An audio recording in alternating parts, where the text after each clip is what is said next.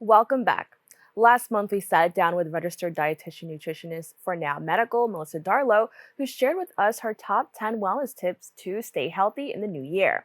We learned so much from this segment and wanted to give our viewers who may have missed this episode a chance to learn more about the different ways they can improve their health.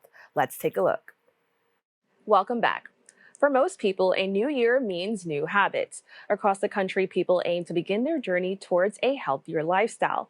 In Nutrition for Now Medical, Melissa Darlow joined me to discuss the top 10 wellness ways and different ways to stay healthier this new year. Melissa, thank you so much for joining me. Thank you for having me. I'm excited to be here. Now, can you first just talk about your organization, Nao Medical? Absolutely. So Nao Medical, formerly known as StatCare, was created by Dr. Preeti Jain. She began her career as an ER doctor.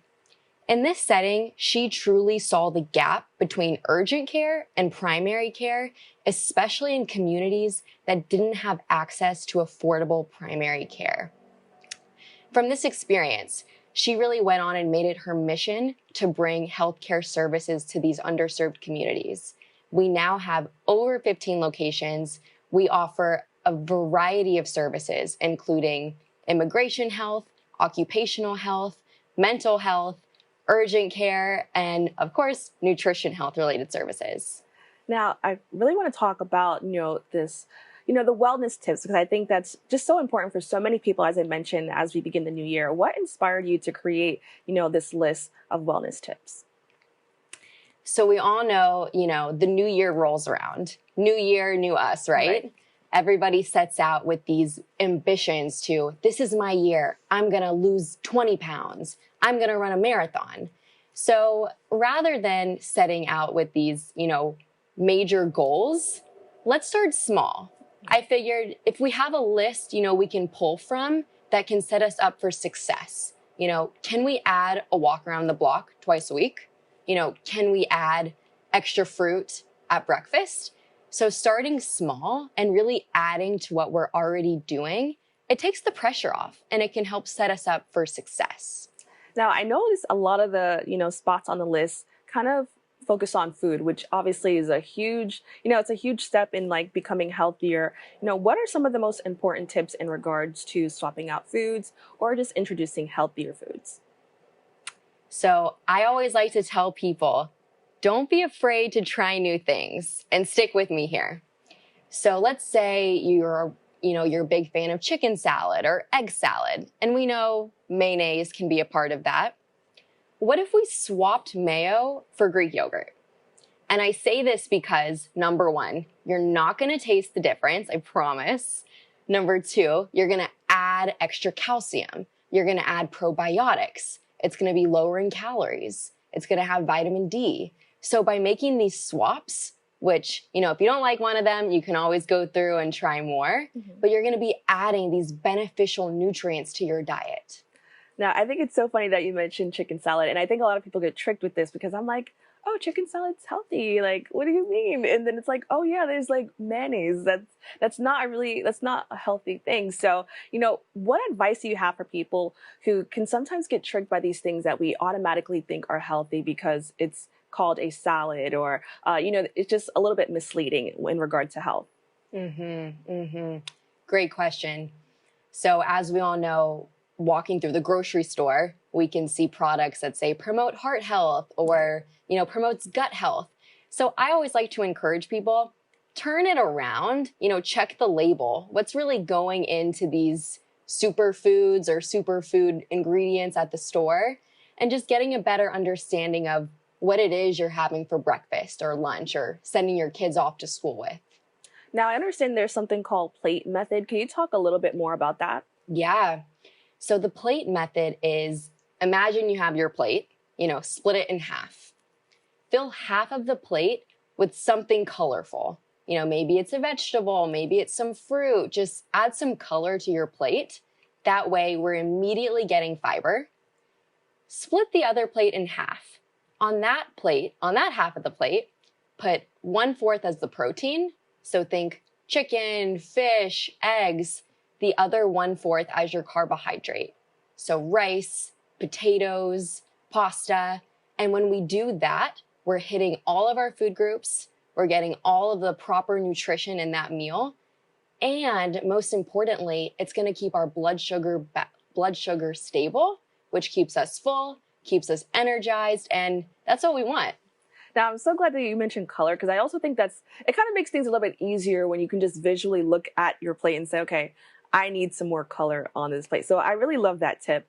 Now, I really want to talk about becoming active because that is also, another goal that so many people have, and that's just to become active. What are some ways people who still work from home or maybe have a hybrid schedule can be a little bit more active? Mm-hmm.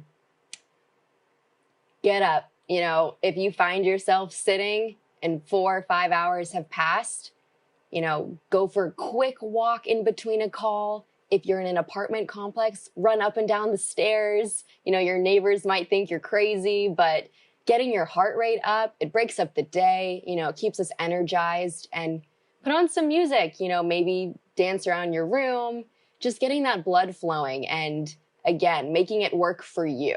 So rather than saying, I have to run for an hour after work, right, can we just walk for 10 minutes in between a call? That stuff really adds up. Right. Or feeling the pressure to go to a gym. It's like you can possibly just do this in your own home. So I'm really glad that you mentioned that.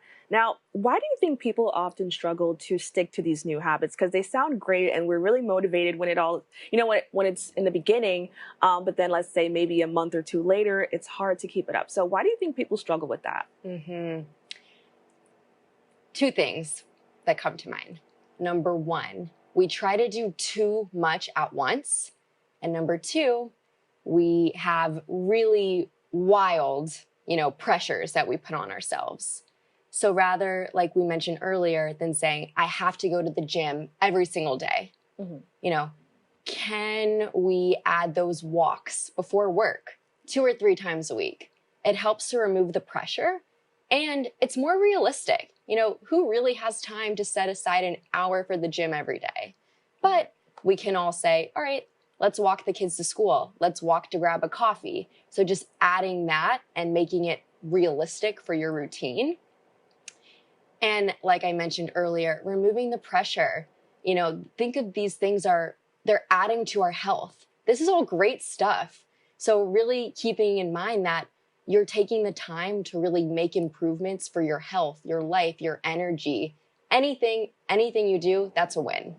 Now, I really want to talk about access to healthy food or just being active because we talk about that a lot when, we're trying to change our habits. But I think it's just also really important to fully understand the benefits of nutrition. So that could be, as you mentioned, going to the supermarket and reading a label and understanding, what you're reading, or, just anything. What is the benefit of truly understanding nutrition?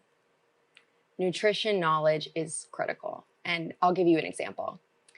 Speaking with a patient who recently found out she had prediabetes. And she says, Melissa, I don't eat dessert. I'm not a candy person. This makes no sense to me. So deeper in the conversation, what are you hydrating with throughout the day? A couple sodas. Oh, how many? 5. 1 Coca-Cola has 40 grams of sugar.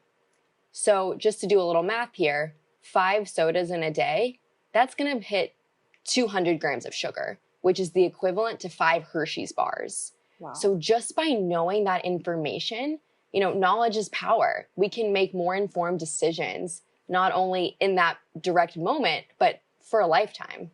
Now, can you also talk about just ways you can cut down on sugar just by changing what you drink? Because I think for me, I know drinking so many of your calories or sugar is it's not worth it. So what are some tips that you have for people who may struggle with that?